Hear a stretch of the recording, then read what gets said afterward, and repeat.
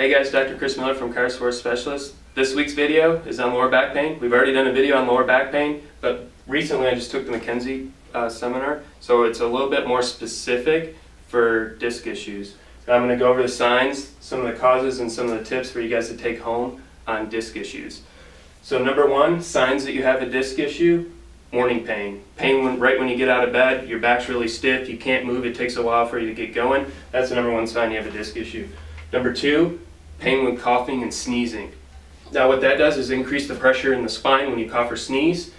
That's another sign that you have a disc issue. Number three, radiating pain.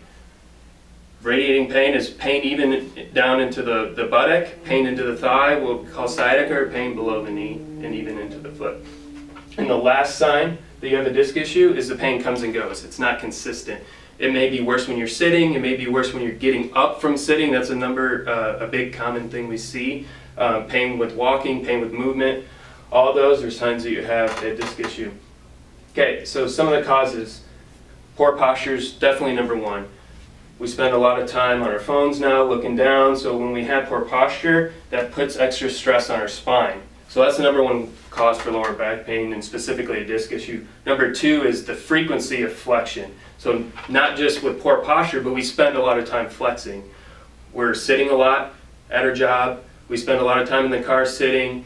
Our normal daily activities, bending over to pick things off the ground, bending over at the sink to wash dishes or brush our teeth. All that is flexion, which causes pressure on our spine and can cause a disc issue if it happens over time. Then the third cause is the lack of this extension, and all of these kind of things play off each other. We spend a lot of time poor posture, we spend a lot of time flexing, but we're not spending a lot of time extending. I mean, what activities do we do that it really involves extension?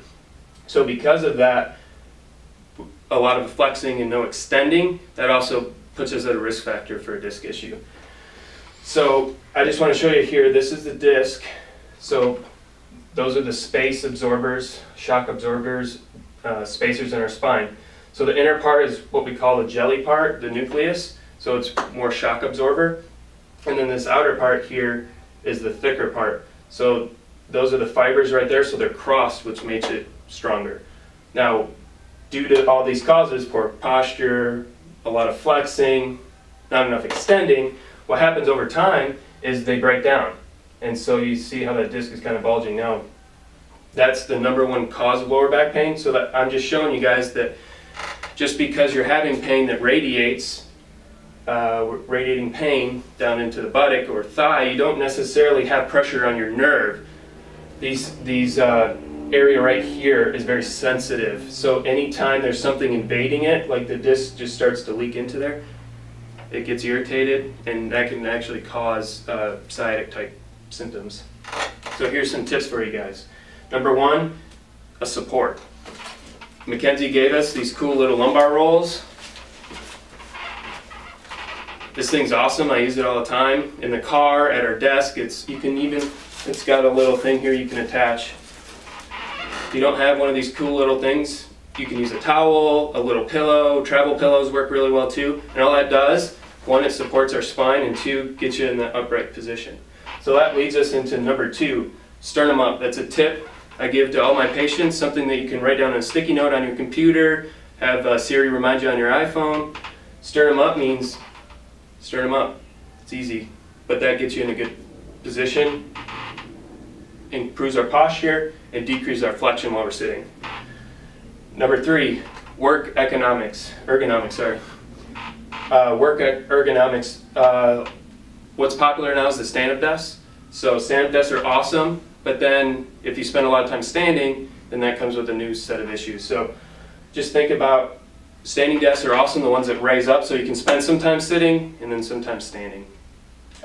Also is getting up. So a lot of people say, I try to get up once an hour. Well, once an hour is not enough. You actually want to get up every 20, 30 minutes at the most, even if it's for 10 seconds. Get up, stretch a little bit, roll your shoulders, move a little bit, easy, sit back down. You just want to break up that frequency of sitting.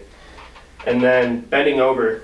That's another video that we'll cover, but proper technique with bending over, bending from the hips versus bending from the spine. Lastly, This is our second video, find your movement. So we're gonna teach you, and Mackenzie's really great about that, is finding movements and specifically your movement. What makes it better, what makes it worse, so you can control it on your own, and when you do have a flare-up, you can kind of keep it under control and then prevent it from happening again. So guys, those are the signs of disc issues, some of the causes, and some tips for take home. Look forward to the second video. We're gonna actually go over some movement and some of the positions that we do in Mackenzie to show you guys what you can do to control your back pain. Thanks for listening. We'll see you next time.